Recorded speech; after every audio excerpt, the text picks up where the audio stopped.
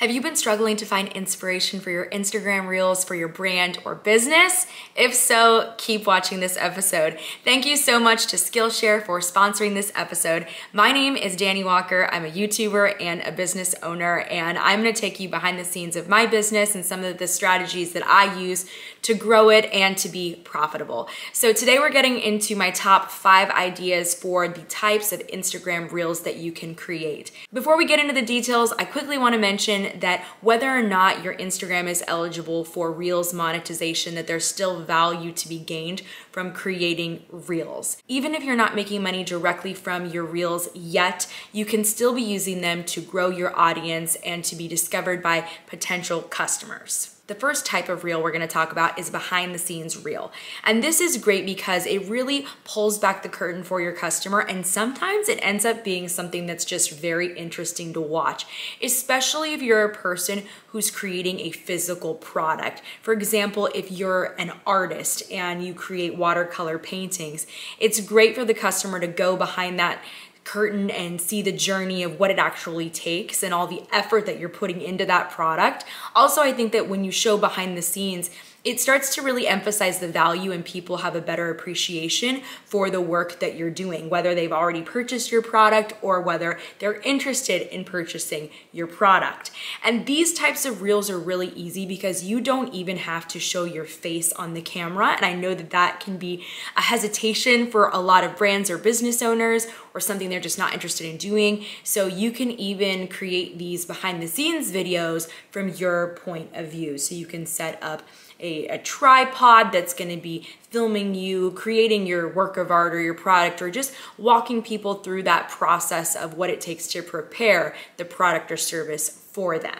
By the way, I'll quickly mention, if you feel overwhelmed by social media and content creation, don't. Honestly, it's a constant learning process. We're always growing as content creators. And of course, social media networking platforms are always changing as well. So we're constantly pivoting. So if you feel like that's you, comment help down below or drop a comment and let me know what you've been struggling with. And if I can create an episode around that, I would be more than happy to do so. The second type of reel I think is especially important if you are the brand yourself. So sometimes businesses don't have a face of their brand, and then there's people like myself where I am the brand. So if you go on my Instagram account, of course, you're gonna expect to see me, you're gonna expect to see my face. And what's important is I like to think of my social media page kind of like a magazine. So I'm not only just going to talk about the things on my YouTube channel, for example, I'm gonna talk about stuff that might relate to interests that my ideal subscribers or followers might also be interested in seeing. And these are things that are personal to me that I also enjoy. So for example, I like to create reels where I'm sharing little get ready with me videos and giving outfit details before I go to events. So instead of just telling people to go watch my vlog and see me at an event, I'm giving them a little bit more. I'm giving them some more insights and even some fashion inspiration. Although my channel is not primarily based off of fashion, and that's not all of the content that I'm putting out there, I do know that a lot of my followers and subscribers enjoy that type of content, and it's something I enjoy. So I think that it's okay to have a mixture of content. You don't always have to try to get people to follow and click and like, subscribe, and purchase from you. You can offer things to them for the form of entertainment, things that they just enjoy seeing. And that's why, like I said, you can kind of think of it like a magazine. There are fashion magazines, but fashion magazines might talk a little bit about hair and makeup and travel and how do you get your promotion at work. There could be other things that you can be showcasing in your magazine, quote unquote, which would be your social media feed. And you can do this with reels. The third type of reel that you can show if you are a brand or a business is client transformations. And I think that that's so important because people want to see results from you oftentimes before they're willing to follow or to click purchase. And actually, while we're talking about transformations, I think this is the perfect time to mention today's sponsor for the episode, which is Skillshare. So if you're like me, an entrepreneur who's always trying to learn new skills, or really somebody who thinks of themselves as a do-it-yourselfer or a lifelong learner, then I think that Skillshare is something you would really enjoy that you should check out. Skillshare is so great because they launch premium classes every single week, so there is always something new to discover. It's also ad-free, so you can stay in the zone while you're exploring, which makes it different from other platforms. And their entire catalog is available in subtitles for Spanish, French, Portuguese, and German now, which I think is amazing.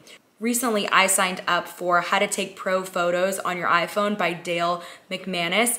I loved this class. I learned that iPhones are actually capable of creating long exposure images, which I never even knew was a thing. It was so cool, and I love it because as a content creator, I'm always looking for ways to improve my content and to make things more enjoyable for my followers and for my subscribers, and this is the perfect place to do that. I really enjoyed that class and I cannot wait to take my next ones. I'm really interested, obviously, in learning a lot more about YouTube, online marketing, website design, and Photoshop. That is something that I have to learn about next. Since Skillshare is a sponsor of today's episode, the first 1,000 people to click the link in my description and use code Dani Walker will get a 1-month free trial of Skillshare. So don't forget to check that out. Getting right back into our reels, as I was saying, transformation reels are so powerful, and you don't even have to be in a reel like that, although you can if you want to. So you can show before and afters of your clients, and this is such a great way to get potential clients or potential customers interested in what you have to offer. The fourth type of reel that you can create for your business is one that answers common questions. So if you have an FAQ section on your website, or if you're constantly getting DM'd the same questions from potential customers, then you can address this in a reel. And if the answer to the questions are very descriptive, then you can create multiple reels answering individual questions, or you can create reels that answer a multitude of questions in one. So it really kind of depends on the questions that you're getting.